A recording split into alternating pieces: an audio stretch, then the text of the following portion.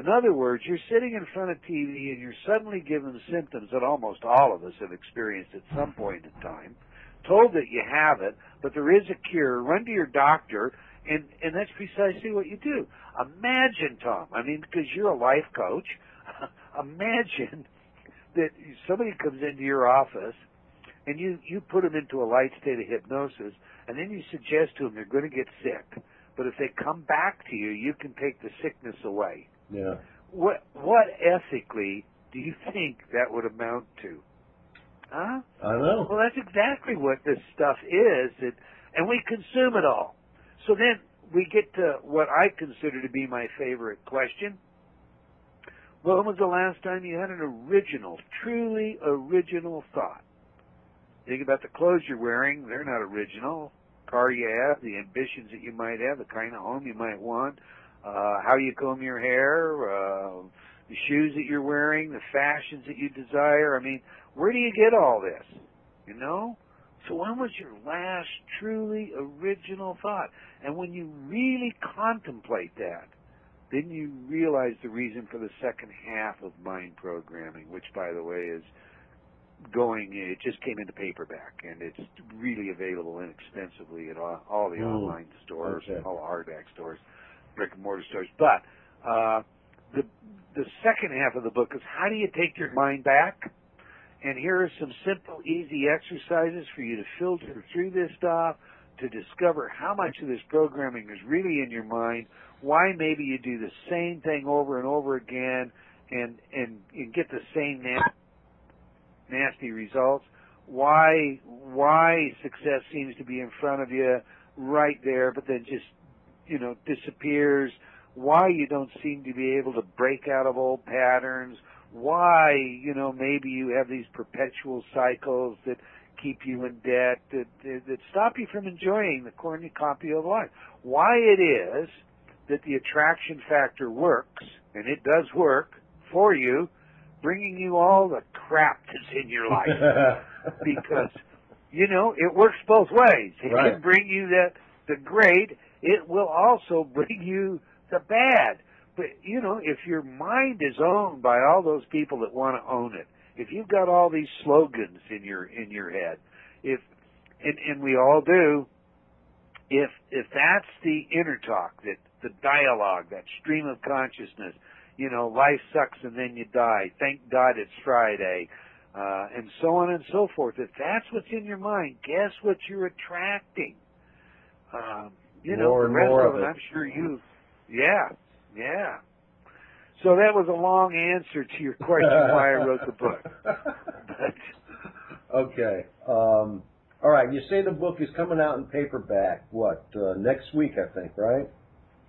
Right. Well, the big launch is next week. The book is actually out in paperback right now. Okay. And it has inside of it free a $27.95 CD that sells for $27.95 at Amazon, Barnes & Noble, and all these other places. It's in it free, and the book is under $15. I looked at that today and I thought, wow, I need to buy some of these myself just to have them for, friends and family. Right. You talked about this thing that the elite wanted to do, and it ended on the word democracy. And it sounds to me like their definition of democracy is a little bit different than what we've been led to believe, because we're talking about mind manipulation here. There's no democracy at all here. You could call it a mediaocracy controlled by this elite. But go on, I'll shut up. Wow, no. I'm just... those are some thoughts that are coming into my head here, and give us some of those tools that you got. How do we, certainly just being aware of it is a great start, but what else can we do, and how can we help our kids? Well, there are lots of ways that we can do that, but they require discipline. But let me back up to your point, because I thought you were going to make it. The fact of the matter is, video news releases, which are, those things that we generally put out there in the media for other countries to consume, et cetera, and so forth, It's how we win the hearts and minds of them. They're in our media now. We know that propaganda has, for all intent and purposes, in fact, especially during the Bush administration, was used in the public to convince our public in a new declassified document. It's called the Information Operations Roadmap of the National Security Archive at George Washington University, using the Freedom of Information Act. We're able to obtain evidence that it is the intention of our government, if you will, to utilize these VNRs, which were intended for foreign audiences, including public diplomacy and PSYOPs, on an increasing basis within our own domestic audiences.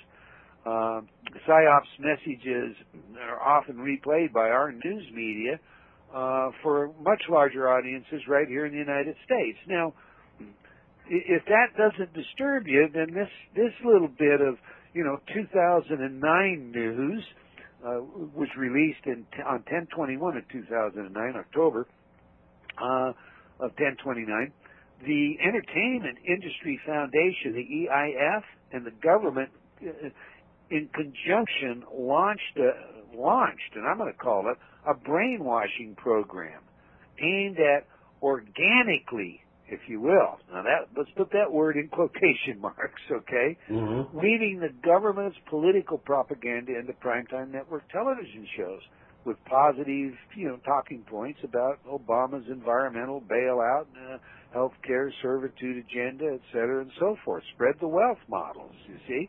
Now, it's one thing to say, politicians do this. It's quite another when you have government documents that become declassified because of Freedom of Information Acts that show us that behind the scenes are actually orchestrating at that level what it is they want all of us to believe. That becomes rather Orwellian without a doubt. But, hey, the health bill. You remember the recent health bill that was passed? Yeah. The health bill has within it a caveat for implanting in all of us a tracking mechanism, a radio mechanism, which for all intent and purposes, gives them the government the ability to have all our medical records, which is, why purportedly it's there, but also to follow us anywhere with a satellite. So buried deep, in that 1,000 pages of that massive U.S. healthcare bill that no one read, mm-hmm. and, is that non-discussed section. It's called, its subtitle C-11, section 2521.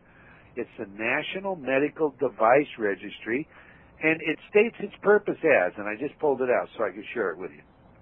Quote, the Secretary shall establish a National Medical Device Registry, in its subsection referred to as the registry, to facilitate analysis of post-market safety and outcomes data on each device that A, is or has been used in or on a patient, and B, is a Class 3 device or a Class 2 device that is implantable, and these shall be implanted.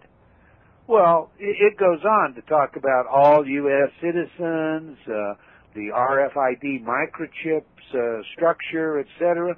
But that's available online, waysandmeans.house.gov, medical, So basically what you're saying, Eldon, is that they changed the name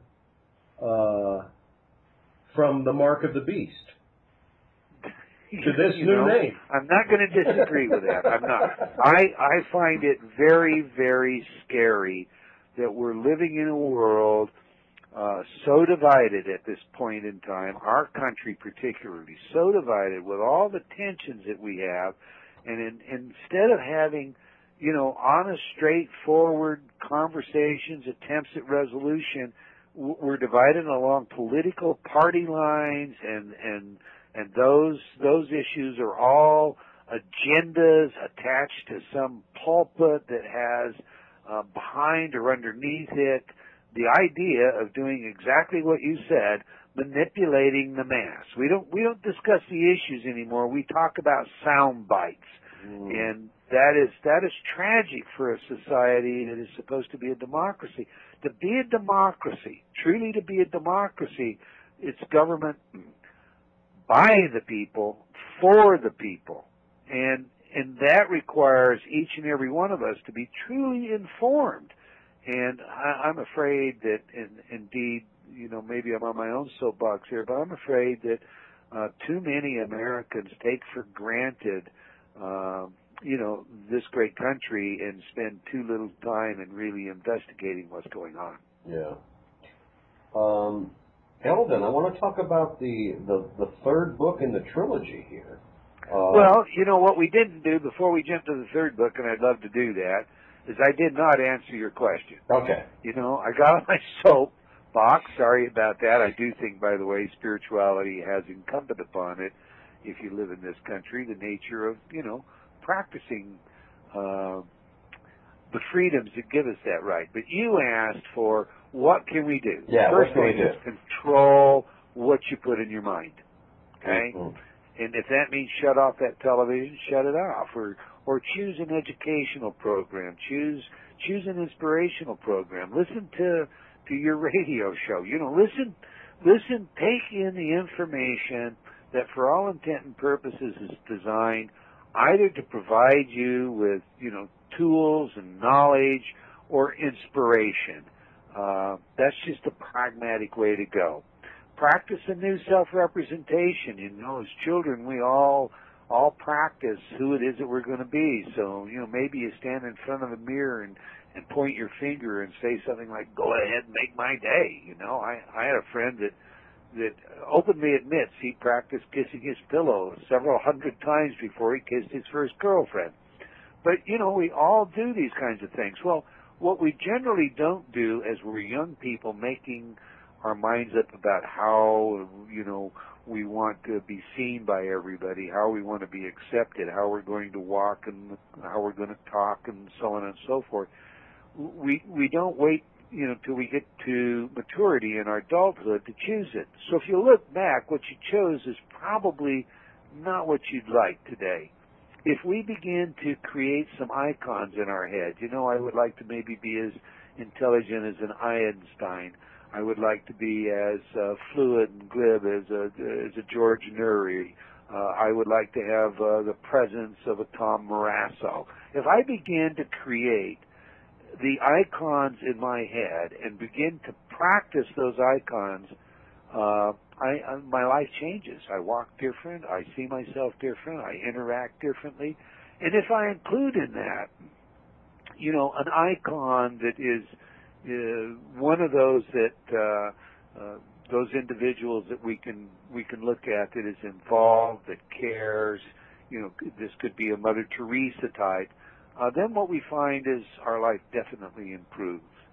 What we need to do is take some walks in nature. We need to get back in touch with who we really are, not the synthetic, concrete jungle kinds of modern apes that some folks would point out that we are, or the so-called meat machines that have just evolved through happenstance of evolution, mutation, chaos theory, and random universes. All that kind of nonsense. We need to really get back in touch with who we are and unplug from all the electronics. Then, there are a number of simple tools that we can use to really look at ourselves, and they range from mind mapping methods that I include in the book, simple dowsing and muscle testing, automatic writing exercises, self-hypnosis, the use of drawing, art and color to look at our feelings, so forth, the self-appraisal tests that are available, and all kinds of technologies, including, some of our own InnerTalk programs or things like the Echophone and HeartMath. I just finished a study with this HeartMath, which is a software program designed to teach you to meditate and to facilitate what's called a coherent heart pattern, because this coherence has been shown to be very important to overall cardio health.